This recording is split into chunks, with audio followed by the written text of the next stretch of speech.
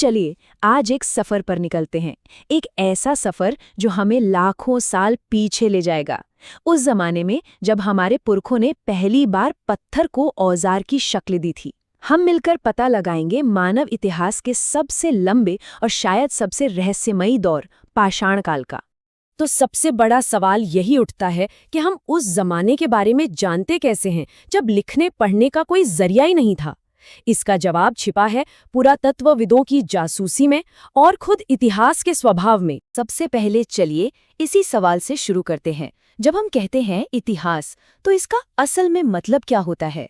क्या ये सिर्फ तारीखों और लड़ाइयों की लिस्ट है या फिर कुछ और भी है? ये शब्द निकला है ग्रीक भाषा के शब्द हिस्टोरिया से, जिसका मतलब है छानबीन करके या पूछताछ करके हासिल किया गया ज्ञान।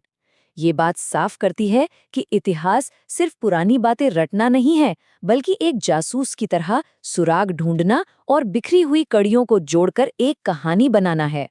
मशहूर इतिहासकार E.H. कार ने इसे बहुत ही खूबसूरती से समझाया है।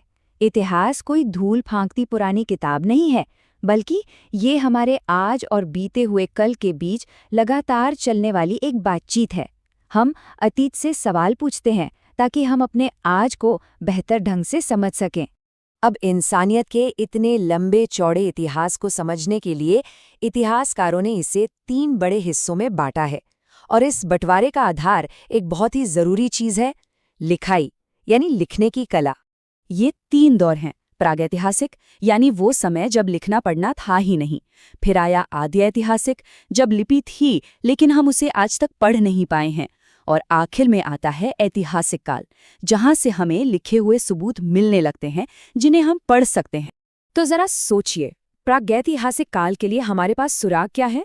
पत्थर के औजार, पुरानी हड्डियां, गुफाओं में बनी तस्वीरें।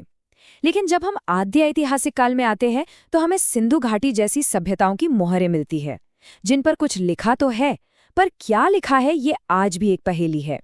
और फिर महाजनपद काल के आसपास से शुरू होता है ऐतिहासिक दौर।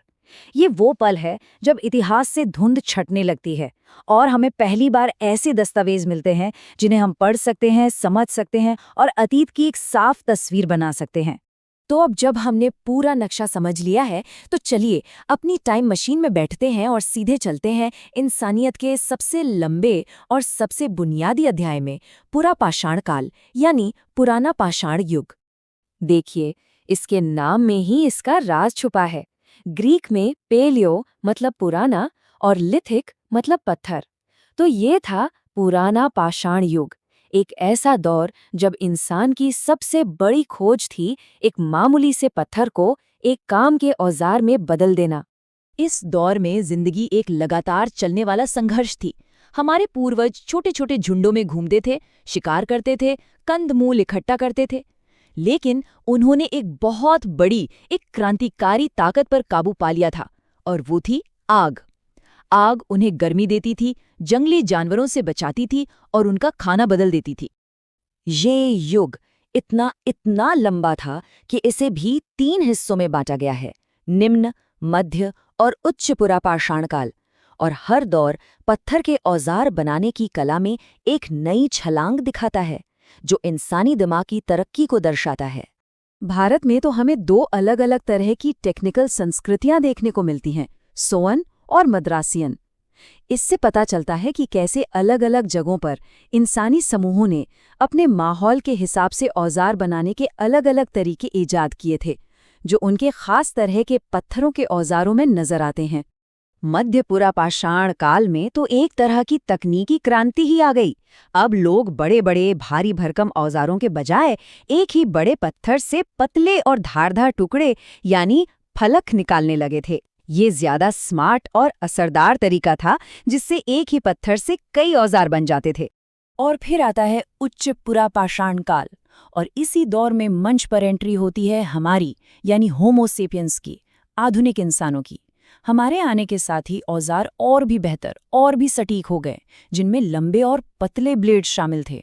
ये कारीगरी में एक नई छलांग थी। पुरापाषाण काल खत्म होते होते दुनिया बदल रही थी और इंसान भी।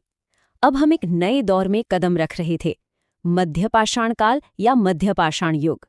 ये एक पुल की तरह था जो शिकारी जीवन को एक बिल्कुल नए भविष्य से जोड़ रहा था।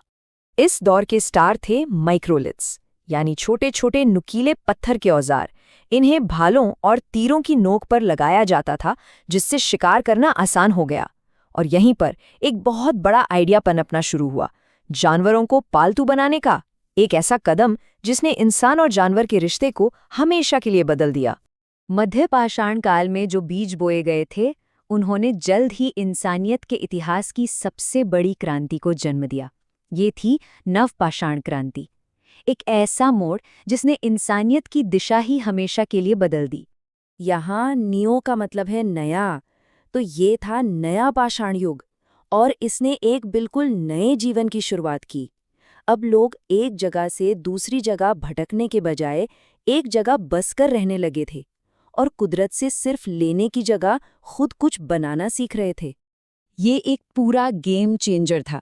खेती ने हमें एक ही जगह पर खाना उगाने का मौका दिया। फिर स्थायी गांव बसने लगे, पहिए ने सामान ढोने और सफर को आसान बना दिया, और मिट्टी के बर्तनों ने खाना जमा करने और पकाने का नया तरीका दिया। यहीं से असल में सभ्यता का जन्म हुआ। भारत में इस क्रांति के सबूत हमें साफ साफ दिखते हैं। मेहरगढ़ में हमें खेती के सबसे पुराने सबूत मिलते हैं, और बुर्ज होम की बात तो और भी दिलचस्प है। वहां हमें इंसानों के साथ दफनाए हुए कुत्ते मिलते हैं। ये हजारों साल पुराने उस गहरे रिश्ते का एक दिल छू लेने वाला सबूत है जो हमारे और हमारे पालतू जानवरों के बीच था।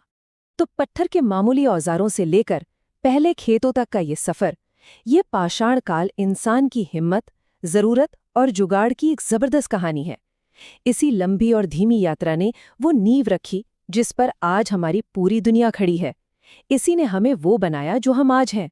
अगली बार जब हम कोई औजार इस्तेमाल करें या किसी खेत को देखें, तो उन गुमनाम पूर्वजों को जरूर याद करें जिन्होंने ये सब मुमकिन बनाया।